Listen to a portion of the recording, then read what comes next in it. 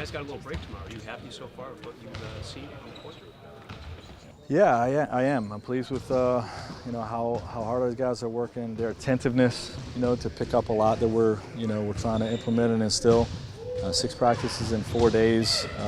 You can see a lot of slippage with certain teams in those situations, but there wasn't that today. The guys were really locked in and on their game, and we had a great practice.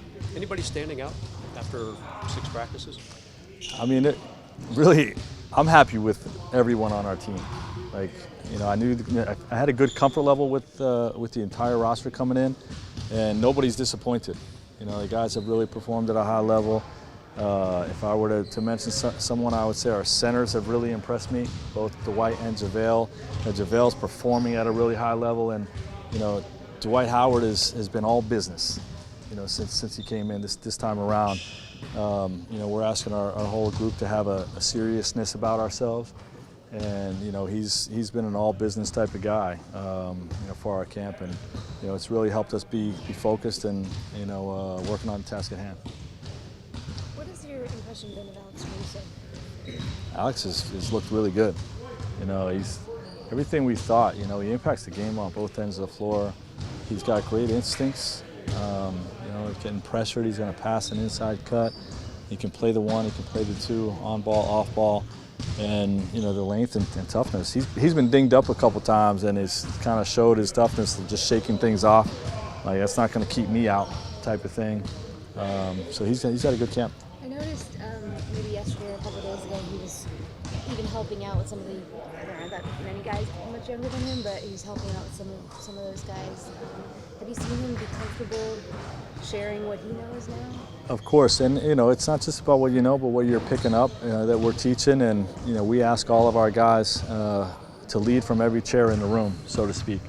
And he's not one of our experienced vets, but he's a young player with a great IQ and a great leadership attributes. So he's definitely been directing guys on the floor and in certain plays and defensive coverages and showing leadership. For that first preseason game on Saturday, are you getting a sense of the lineups you want to play and the time you want to kind of devote out on the floor for those guys yet? Not really. I want to get through the first 4 days, go into our off day. We'll have some meetings with our coaching staff to discuss sort of the next week and what that looks like, and that will be along the lines of what we're going to look like in that first preseason game, but I haven't really thought in depth about what that's going to look like yet. When it comes to preseason, like the NFL has really gravitated towards this, give the veterans all the time off so they can stay healthy. Do you ever see the NBA gravitating that way? I hope so. I think they made a wise decision a couple years back to reduce it from 8 preseason games to 6. And potentially it could go even further down to 4. I think each coach, has an obligation to their team to just make sure they're being smart with their vets.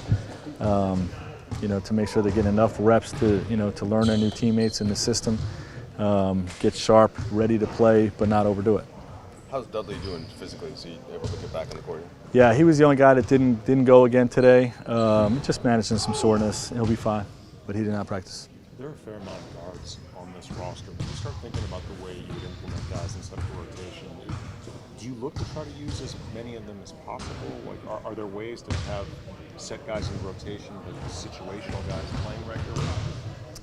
Yeah, we're going to try to use all of them. We have great depth. All these guys are able to come in and perform in big roles right now. There's not a lot of guys, young guys, 20-year-olds or 18-year-olds, that we got to say we're going to have to wait on this guy or anything. These guys can all produce right now, so it's going to make my job difficult when it comes to divvying out minutes. And obviously we're not going to play 12, 13 guys every night. But whoever we put out there, we're going to feel good about. Is there a specific criteria you're looking for in terms of either versatility or specific skill sets? Well, who's going to help us win the game is the first criteria, and beyond that, I think you look at how certain guys play with each other. The on-court chemistry that gets established through camp. Some guys have just a better feel for each other than others, so that could be a criteria as well. You talked yesterday a little bit about how you've been able to kind of install a veteran group, teach quite as much. How does that that impact those types of things that you figure out with the rotation? Figure out how much further along to get those things which you don't get to teach? Well, I'm hopeful, and and obviously we'll see how the season plays out. I'm hopeful that we come together really quickly. You know what I mean? And obviously with such a new group, there's going to be a learning curve. There's going to be bumps in the road.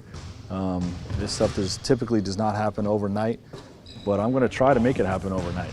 I'm going to try to get these pieces playing together and familiar with each other and the system as quickly as possible. What's more bumps in it's more about learning each other, the bumps would be the learning the system? Both, because you have a new system, new defensive scheme, new offensive system, and new teammates. And those three things could progress at different levels. We'll just have to see how it goes. Did you guys go to that? We did. Who did you put besides LeBron? We actually had 8 guys on 2 teams. You know what I mean? So there was a lot of guys going in and out. When it comes to thinking about that backcourt and the guys that we given heavier minutes, how much different does it become when one of the guys out there is LeBron, who's forward but really functions like a guard in terms of the decisions? And what was the first part of the question? How much different does that make it in terms of thinking about the wings out there or the guards out there without a guy like LeBron? It's unique but exciting. To see, to have him on your squad at his size and IQ and all that he is, as your quarterback, and other guys flying off screens and posting up. It's just exciting about what we could be. Hey, Coach, what have you seen up close and personal from LeBron? Obviously you had the 3 playoff series, so you got to game plan against him, see him a lot right next to you. But have you learned anything in addition just being on this side with him? We obviously, you watch him over 16 years, you're going to, you kind of know everything about him. Being up close with him, I don't know if there's anything really that stands out. His IQ is going to be really sharp. He's been really involved with when we implement something and we start scripting it, acting like a coach and putting guys in certain spots. Same thing with defensive coverages. He picks stuff up as quickly as anybody, that I've ever coached, and is able to direct others the same way. So, but that's not a surprise to me. So I don't know if it's anything new that I'm learning about him.